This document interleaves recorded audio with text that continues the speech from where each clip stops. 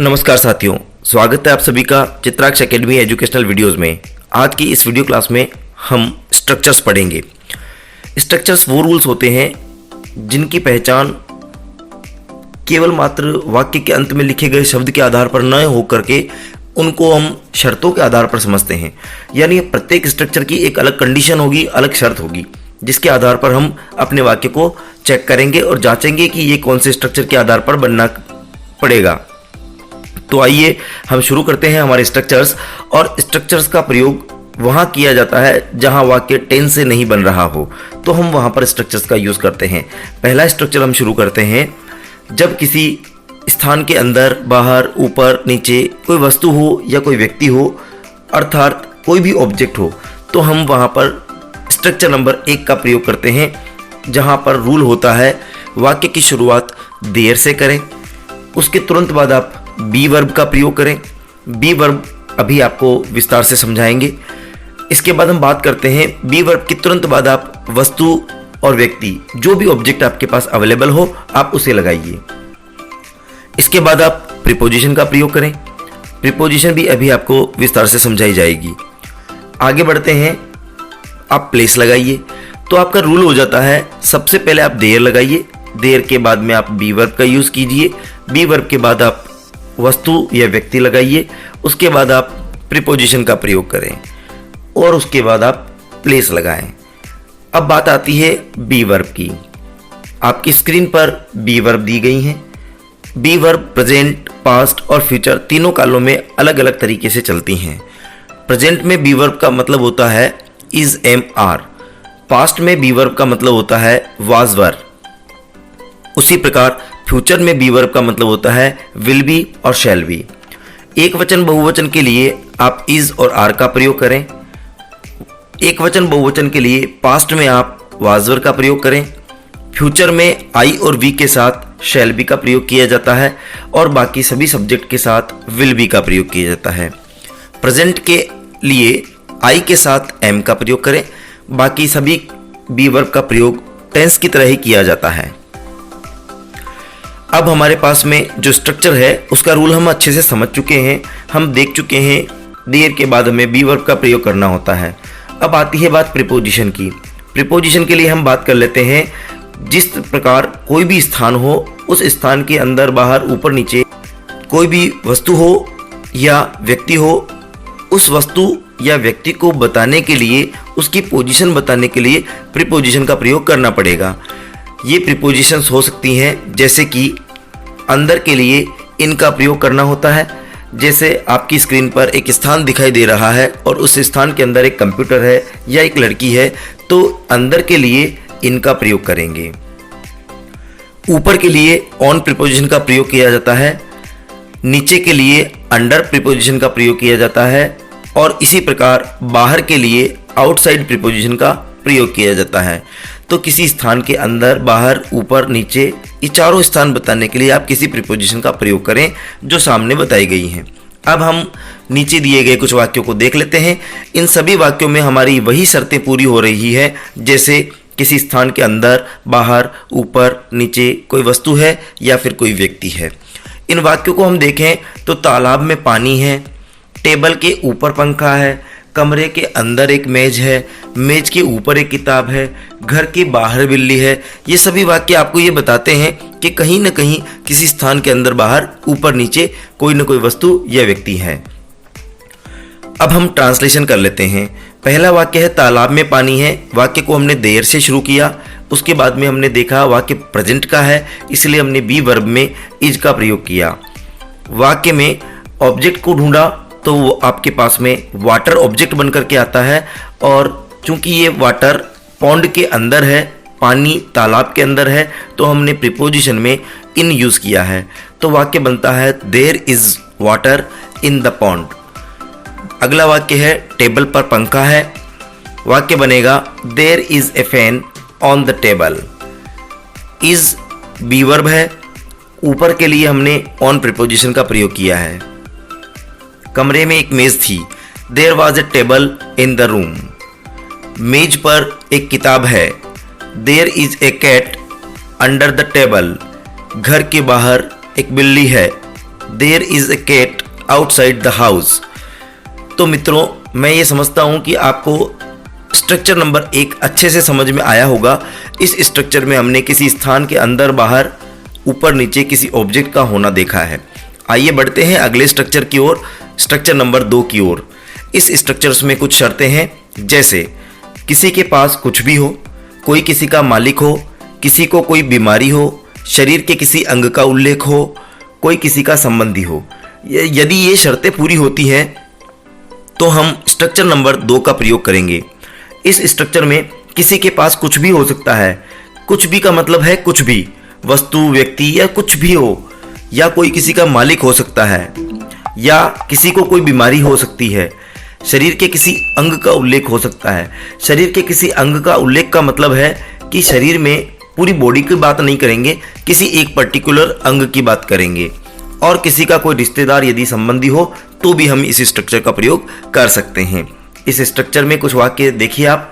मेरे एक मित्र है, यहाँ कोई किसी का संबंधी है।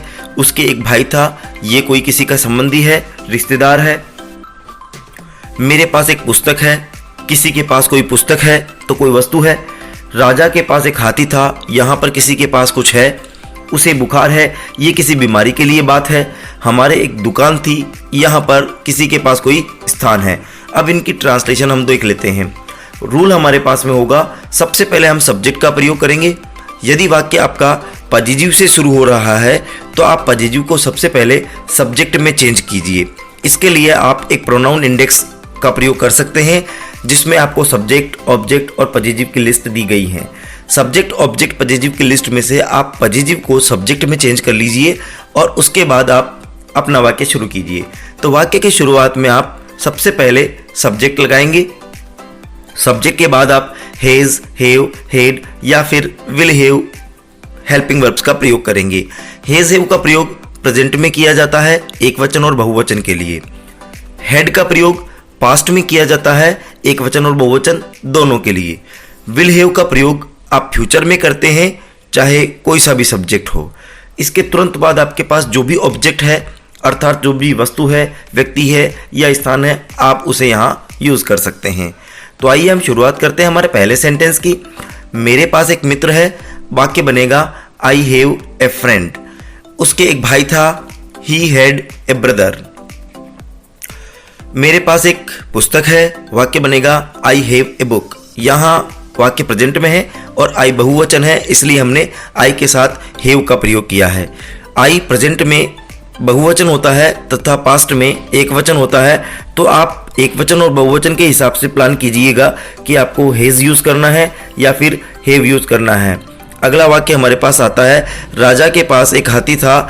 वाक्य बनेगा a king had an elephant. यहाँ पर वाक्य पास्ट का है, इसीलिए हमने हेल्पिंग वर्ब हैड यूज़ की है। अगला वाक्य आपके पास आता है, उसे बुखार है। वाक्य बनेगा ही हैज़ फीवर। फीवर, उसे फीवर है, उसे बुखार है। और हमने यहाँ पर एक वचन के सब्जेक्ट के हिसाब से हैज़ का प्रयोग किया है। अगला वाक्य आपके पास आता है, हमारे एक दुकान थी। वाक्य बनेगा वी हैड ए शॉप। हमारे एक दुकान थी, पास्ट का वाक्य होने के लिए हमने हैड यूज़ किया है। आप अगर देखें तो चौथे वाक्य में किंग एक वचन है, अगर आप देखें तो छठे वाक्य में वी बहुवचन है। लेकिन पास्ट के लिए हैड दोनों में एक जैसा ही काम में आता है। एक वचन के लिए भी हैड ही प्रयोग होगा और बहुवचन के लिए भी आपको हैड का ही प्रयोग करना पड़ेगा। तो अगले स्ट्रक्चर की ओर हम बढ़ लेते हैं। दूसरा स्ट्रक्चर आपको समझ में आ गया होगा। अगला स्ट्रक्चर हमारा शुरू होने वाला है। उससे पहले मैं आपको एक बात बता दूं कि आप देख रहे हैं यहाँ पर मैंने जो 3 तरह की हेल्पिंग वर्ब दी हैं, हैज, हैव, हैड और विल हैव, इन तीनों को आप शॉर्ट में याद करना चाहें तो आप इस स्ट्रक्चर को यूं भी समझ सकते हैं कि इस स्ट्रक्चर्स में ट्रिपल एच का प्रयोग किया जाता है।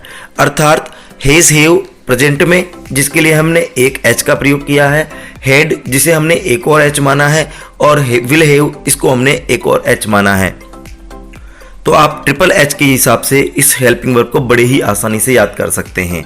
अगले स्ट्रक्चर की ओर हम बढ़ते हैं। थर्ड स्ट्रक्चर हमारा आता है जिसमें हम बात करते हैं, ऐसे कुछ वाक्य होते हैं जिसमें समय, मौसम और ऋतु की बात की जाती है। अर्थात उन वाक्यों में मूल आधार समय या मौसम होता है या किसी प्रकार की ऋतु की हम बात कर लेते हैं। ऐसे वाक्यों में नियम होता है, सबसे पहले वाक्य की शुरुआत आप इट से करेंगे। इट के तुरंत बाद आप इज या वाज दोनों में से किसी एक का प्रयोग करेंगे और उसके बाद जो भी समय है, मौसम है या ऋतु है वो आप यहाँ पर प्लेस कर देंगे, लगा देंगे। अगर उसके बाद भी आपके वाक्य में कुछ बच जाता है तो आप यहाँ लगा लीजिएगा, लगा दीजिएगा, और नहीं बचता है तो आपका वाक्य यहीं पर खत्म हो जाएगा। आगे बढ़ते हैं हम। कुछ वाक्य देखिए। गर्मी है, सर्दी थी, बरसात हो रही थी, मेरी घड़ी में 5 बजे हैं। इन सभी वाक्यों के अंदर आप देखेंगे तो आपको सारे के सारे वाक्य ऐसे हैं जिनमें समय, मौसम या ऋतु की बात हो रही है। आपको यहाँ पर इट का प्रयोग करते हुए इन वाक्यों को बनाना है। शुरुआत करते हैं हम पहले सेंटेंस की। गर्मी है तो हमारे पास वाक्य बनता है इट, और वाक्य प्रेजेंट का है इसलिए हमने यूज किया है इज, तो वाक्य बन जाता है इट इज हॉट। सर्दी थी, वाक्य बनेगा इट वाज कोल्ड। बरसात हो रही थी, इस वाक्य में टेंस और स्ट्रक्चर दोनों साथ आ रहे हैं क्योंकि रहा था रही थी का वाक्य है, और रहा था रही थी पास्ट का कंटिन्यूअस टेंस होता है, छठा टेंस। तो हम यहाँ पर वाक्य को इट से शुरू करेंगे, लेकिन साथ ही साथ हम टेंस का भी यहाँ पर प्रयोग करेंगे। हमारा वाक्य बनेगा इट, और पास्ट कंटिन्यूअस के हिसाब से हम वाज और फर्स्ट फॉर्म आईएनजी रेन के साथ आईएनजी लगा करके रेनिंग बना देंगे, तो वाक्य बन जाएगा इट वाज रेनिंग। चौथा वाक्य आपका आता है मेरी घड़ी में 5 बजे हैं। वाक्य बनेगा आपका it is 5 o'clock by my watch. मेरी घड़ी में 5 बजे हैं। मान लीजिए आपको मेरी घड़ी शब्द नहीं बोलना है और केवल इतना ही बोलना है कि 5 बजे हैं, तो आप केवल इट इज 5 o'clock बात करेंगे, बाई माई वॉच यूज नहीं करेंगे। तो बाई माई वॉच का यूज आपको केवल तभी करना है जब आपको ये बताना हो कि मेरी घड़ी में 5 बजे हैं। तो ये हमारा तीसरा स्ट्रक्चर है। आगे बढ़ते हैं चौथे स्ट्रक्चर की ओर। अगला स्ट्रक्चर हमारे पास में आता है। इस स्ट्रक्चर में हम बात करते हैं तो इन वाक्यों में आपको किसी को सलाह देनी होती है, किसी को आदेश देना होता है, या फिर किसी से प्रार्थना करनी होती है। साथियों, ये स्ट्रक्चर बहुत इंपॉर्टेंट है। इसका प्रयोग नरेशन में, डायरेक्ट इनडायरेक्ट में, पैसिव वॉइस में सभी जगह किया जाता है, तो आप इसको बहुत अच्छे से समझें। ऐसे वाक्यों में जिनमें किसी को सलाह देनी हो, किसी को आदेश देना हो, किसी को प्रार्थना करनी हो, ऐसे सभी वाक्यों में आप इस स्ट्रक्चर का प्रयोग करेंगे। यदि आपको ये वीडियो अच्छा लग रहा हो तो कृपया इसे लाइक करें और चैनल को सब्सक्राइब करें। हमारा रूल होगा इस वाक्य में, इस स्ट्रक्चर में 2 प्रकार के वाक्य होते हैं। पहला वाक्य होता है सिंपल, जिसका रूल है वाक्य की शुरुआत वर्ब की फर्स्ट फॉर्म से की जाती है और उसके तुरंत बाद आपको ऑब्जेक्ट का प्रयोग करना होता है। ऑब्जेक्ट के बाद यदि आपके पास कुछ और हो तो आप लगा दें, ना हो तो आपका सेंटेंस यहीं खत्म हो जाएगा। इस स्ट्रक्चर के द्वारा आप किसी को भी सलाह दे सकते हैं, आदेश दे सकते हैं, प्रार्थना कर सकते हैं, और उसके लिए सिंपल वाक्य आपको बनाना पड़ेगा जिसमें वर्ब की फर्स्ट फॉर्म से आपको सेंटेंस शुरू किया जाएगा।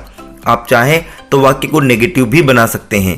नेगेटिव वाक्य बनाने के लिए आपको वाक्य को डोंट से शुरू करना पड़ेगा और बाकी की चीज़ें वही है जो सिंपल वाक्य में है। अर्थात डोंट के बाद आप वर्ब की फर्स्ट फॉर्म का प्रयोग करेंगे, ऑब्जेक्ट का प्रयोग करेंगे और उसके बाद आपका सेंटेंस खत्म हो जाएगा। यदि कुछ बच जाता है आप यहाँ यूज कर सकते हैं, एक्सेट्रा एक्सेट्रा। तो इस स्ट्रक्चर में 2 तरह के वाक्य होते हैं, सिंपल और नेगेटिव। इसके बाद हम बात कर लेते हैं प्लीज काइंडली के बारे में। यदि आपको किसी से रिक्वेस्ट करनी है, प्रार्थना करनी है, तो आप प्लीज काइंडली का प्रयोग भी कर सकते हैं। प्लीज काइंडली का प्रयोग यदि आपको करना हो तो उनका प्रयोग आप सिंपल वाक्य में और नेगेटिव वाक्य में, दोनों में ही वाक्य शुरू करने से पहले ही आप प्लीज और काइंडली का प्रयोग कर लें। इसके बाद आप प्लीज काइंडली का प्रयोग ना करें। कुछ सब्जेक्ट देखिए, कुछ वाक्य देखिए। घर जाइए, कृपया मेरी मदद करें, धूम्रपान मत कीजिए, कृपया मुझे स्वीकृति दीजिए। इन सभी वाक्यों में हम देखें तो किसी को आदेश दिया जा रहा है, किसी को सलाह दी जा रही है या फिर किसी से प्रार्थना की जा रही है। ऐसे सभी वाक्यों में आप इस स्ट्रक्चर का प्रयोग करेंगे। पहला वाक्य देखिए, घर जाइए, आदेश दिया जा रहा है। वाक्य की फर्स्ट शुरुआत हम करेंगे वर्ब की फर्स्ट फॉर्म से, गो होम। आप चाहें तो गो टू हाउस भी इसको लिख सकते हैं, go home, go to house. अगला वाक्य देखिए हम तो हमारे पास आता है कृपया मेरी मदद करें। यहाँ हम प्रार्थना कर रहे हैं किसी से, और प्रार्थना करने के लिए आपको प्लीज़ या काइंडली शब्द की आवश्यकता पड़ती है। प्लीज़ काइंडली शब्द को आप वाक्य से पहले लगाएं, तो हमने प्लीज़ को पहले लगा दिया है और इसके तुरंत बाद आपका वही रूल वर्ब की फर्स्ट फॉर्म हेल्प और उसके तुरंत बाद आपका मेन वर्ब प्लीज का प्रयोग हमने वाक्य के पहले कर लिया है। इसके तुरंत बाद आपको वर्ब की फर्स्ट फॉर्म लगानी होती है और उसके बाद आपको आपका ऑब्जेक्ट यूज करना होता है। तो हमने यहाँ पर ऑब्जेक्ट यूज कर लिया है मी और हम हमारा वाक्य बना पाते हैं। अगला वाक्य देखिए, धूम्रपान मत कीजिए, डोंट स्मोक। ये नेगेटिव वाक्य है, इसलिए हमने यहाँ पर वाक्य को डोंट से शुरू किया है। डोंट के बाद हमने वर्ब की फर्स्ट फॉर्म लगाई है जिसका मतलब होता है धूम्रपान करना। इसके बाद सेंटेंस खत्म हो जाता है। आगे बढ़ते हैं, कृपया मुझे स्वीकृति दीजिए। वाक्य बनेगा प्लीज अलाउ मी, कृपया मुझे स्वीकृति दीजिए। इस प्रकार से आपका ये चौथा स्ट्रक्चर समाप्त होता है और आपको ये क्लियर कर हो जाता है। आगे बढ़ते हैं पांचवें स्ट्रक्चर की ओर। पांचवा स्ट्रक्चर है आपका, जिन वाक्यों में भूतकाल की आदत का पता चलता हो वहां निम्न नियम का प्रयोग करें। अर्थात यदि आपको भूतकाल की आदत का पता लगाना है, किसी वाक्य से ऐसा लग रहा है कि किसी व्यक्ति की कोई आदत बन चुकी है, तो आप वहां इस नियम का प्रयोग करें। नियम होगा, वाक्य की शुरुआत आप करें सब्जेक्ट से, सब्जेक्ट के तुरंत बाद आप यूज्ड टू का प्रयोग करें या फिर वुड का प्रयोग करें। यहाँ आपको बिल्कुल स्वीकृति है, आप चाहें तो यूज्ड टू हेल्पिंग वर्ब का प्रयोग कर सकते हैं, आप चाहें तो वुड का प्रयोग कर सकते हैं। वैसे ज़्यादातर यूज्ड टू का प्रयोग करना उचित रहता है। वर्ब की फर्स्ट फॉर्म इसके तुरंत बाद लगाइए और उसके बाद आप ऑब्जेक्ट का प्रयोग कीजिए। तो इस तरीके से आपको ये वाक्य बनाने होंगे। नीचे देखिए कुछ वाक्य लिखे हैं। वह हमेशा चाय पिया करता था, राम कक्षा के कोने में बैठा करता था, मेरी माँ रसोई में खाना पकाया करती थी। ये सभी ऐसे वाक्य हैं जिनमें कहीं ना कहीं किसी न किसी की कोई भूतकाल की आदत है। इन सभी की कुछ न कुछ आदतें हो चुकी हैं। ये सभी वाक्य आदतें इंगित कर रहे हैं, आदतों को बताने का काम कर रहे हैं। पहला वाक्य आपका बनेगा, वह हमेशा चाय पिया करता था। वाक्य की शुरुआत होगी ही से। ही, उसके तुरंत बाद हम लगाएंगे ऑलवेज। ऑलवेज शब्द को सब्जेक्ट के बाद लगाया जाता है। He always used to drink tea. अगले वाक्य में चलेंगे आप, राम कक्षा के कोने में बैठा करता था, Ram would sit corner in the class. यहाँ हमने यूज टू के स्थान पर वुड यूज किया है। मेरी माँ रसोई में खाना पकाया करती थी। वाक्य बनेगा, my mother used to cook. Cook verb की फर्स्ट फॉर्म, यूज्ड टू के तुरंत बाद फूड इन द किचन। और इस तरीके से आपका ये स्ट्रक्चर हो जाता है। केवल मात्र जब आदतों का पता बताया जाए तो ही इस स्ट्रक्चर का प्रयोग करें। आगे बढ़ते हैं हम हमारे अगले स्ट्रक्चर की ओर, स्ट्रक्चर नंबर 6। इस स्ट्रक्चर की खासियत ये होती है, जिन वाक्यों में अगर किसी की मजबूरी बताई जाए, किसी की बाध्यता बताई जाए, जब आप अपनी इच्छा से कोई काम नहीं कर रहे हों, आप किसी कार्य को जबरदस्ती कर रहे हों, अपनी इच्छा के विपरीत कर रहे हों, ऐसे वाक्यों में इस स्ट्रक्चर का प्रयोग किया जाता है। इस स्ट्रक्चर में आपको निम्न तरह के शब्द दिखाई पड़ सकते हैं, जैसे पढ़ा, पढ़ी, पढ़े, पढ़ता है, पढ़ती हैं, पढ़ते हैं, पढ़ेगा, पढ़ेगी, पढ़ेंगे। इस प्रकार के शब्द आपको देखने को मिल सकते हैं। ऐसे वाक्यों में व्यक्ति की मजबूरी झलकती है। जब किसी व्यक्ति की मजबूरी झलकती हो तो आप निम्न नियम का प्रयोग करें। ऐसे वाक्य के लिए आपको सब्जेक्ट से वाक्य शुरू करना पड़ेगा। सब्जेक्ट के तुरंत बाद आपको has to, have to, had to या फिर विल हैव टू का प्रयोग आपको करना पड़ेगा। इन तीनों में से किसी एक हेल्पिंग वर्ब का प्रयोग आपको करना है और इन हेल्पिंग वर्ब का प्रयोग करने के बाद आप वर्ब की फर्स्ट फॉर्म का प्रयोग करेंगे। तीनों प्रकार की हेल्पिंग वर्ब लगाएं और उनके तीनों के तुरंत बाद आप वर्ब की फर्स्ट फॉर्म का प्रयोग कर लें। वर्ब की फर्स्ट फॉर्म का प्रयोग करने के तुरंत बाद आपको ऑब्जेक्ट का प्रयोग करना है और उसके बाद प्लेस और फिर टाइम। तो इस स्ट्रक्चर का यूज करने के लिए आपके पास ये रूल रहेगा। इस रूल के बाद हम वाक्य की प्रयास करते हैं। वाक्य कैसे कैसे होंगे देखिए आप। मुझे बाजार जाना पड़ता है, नीता को चाय बनानी पड़ी, आपको स्कूल जाना पड़ेगा, या फिर हमें पढ़ना पड़ता है।